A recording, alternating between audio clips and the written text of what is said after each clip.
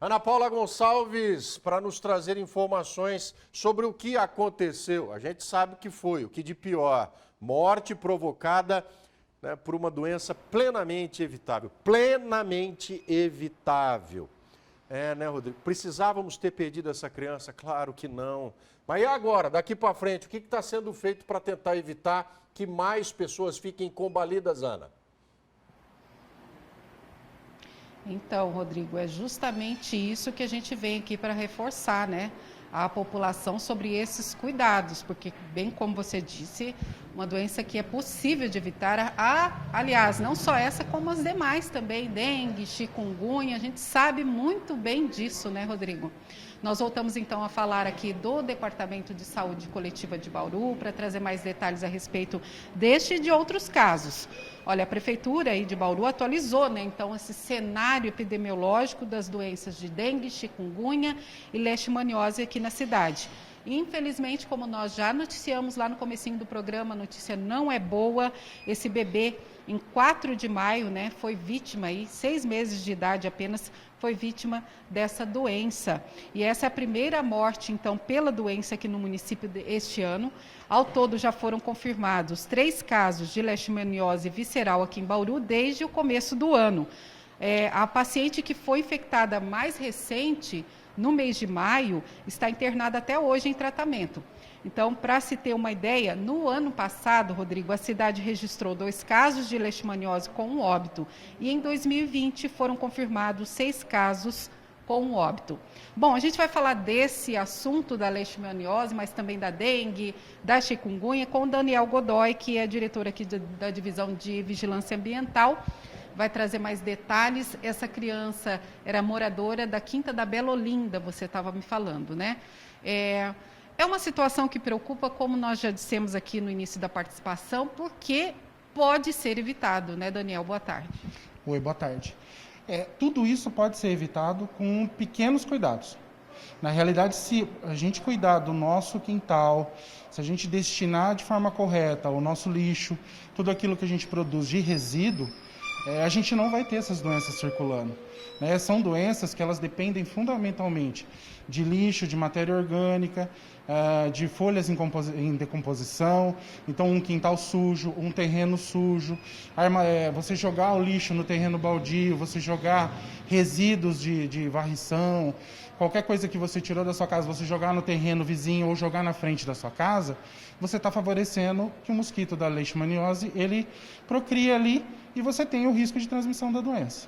Para quem não sabe, é transmitido pelo mosquito palha. Também um mosquito, assim como a dengue também é transmitida por um mosquito, mas é outro mosquito. Exatamente. E o modo de vida do mosquito palha, ele é diferente. Ele não procria em ambiente com água. Ele precisa de matéria orgânica para se alimentar. Então, ele coloca as larvas dele no local onde tem matéria orgânica e elas se desenvolvem a partir dali.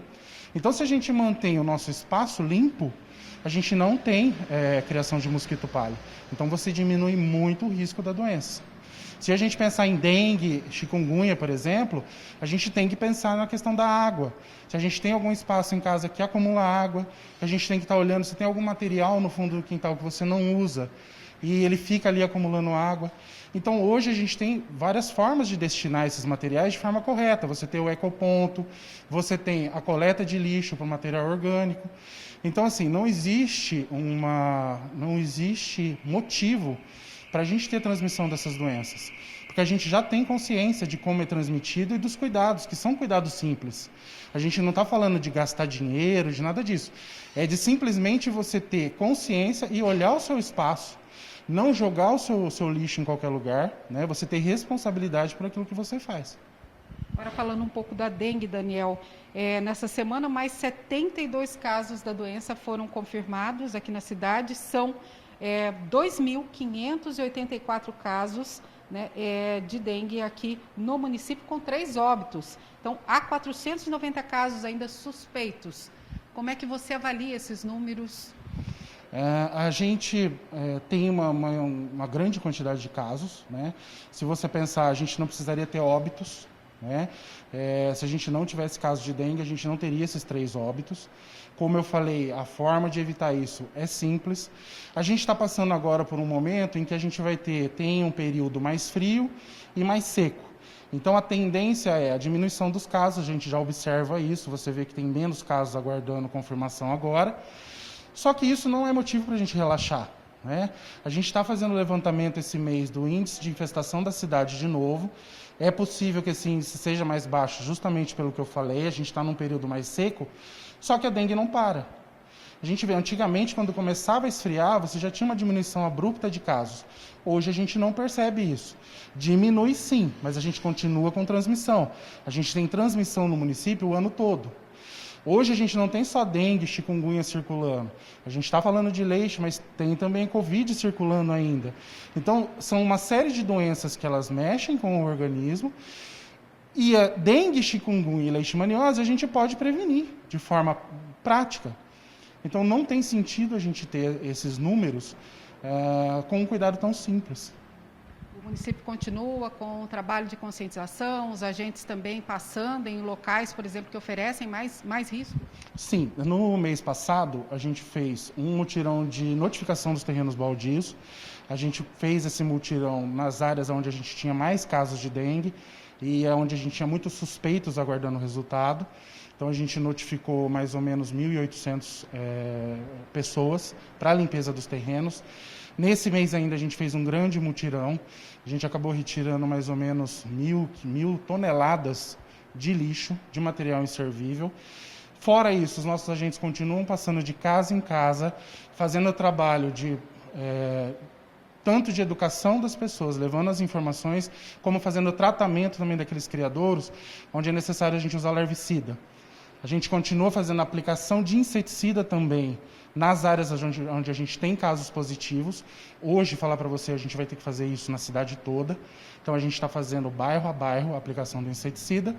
E os outros trabalhos que a gente já faz, a gente mantém fazendo. A gente tem várias atividades de educação com escolas, com crianças, visando preparar essas crianças para o controle, né? Entender a forma como você se previne dessas doenças. Alguma região da cidade tem tido maior número de casos?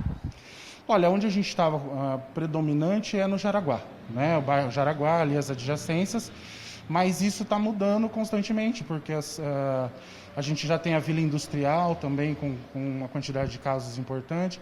Praticamente a cidade toda tem casos, mas essa região é onde a gente concentra a maior parte. Tá certo, Daniel, muito obrigada pela sua participação aqui no Balanço Geral. Falando também da chikungunya, Rodrigo, foram registrados mais casos de chikungunya entre 6 de março e 5 de julho desse ano, confirmado aí mais 3 casos, né? E desta totalizou então aqui em Bauru 6 casos de chikungunya em 2022, sendo 5 casos autóctonos, e um caso importado. O que essas 3 patologias têm em comum, a gente acabou de falar aqui, né? Mosquito transmitindo essas doenças e, é claro, a nossa responsabilidade nisso tudo, Rodrigo, porque nós precisamos sim ser responsáveis por aquilo que a gente produz. Começo de tudo é comportamento do ser humano. Né? Engatilha, põe o cartucho ali, aloja ele na boca, dá trunchada, puxa o gatilho e vai para frente para ver se vai sair a bala. Ficamos esperando.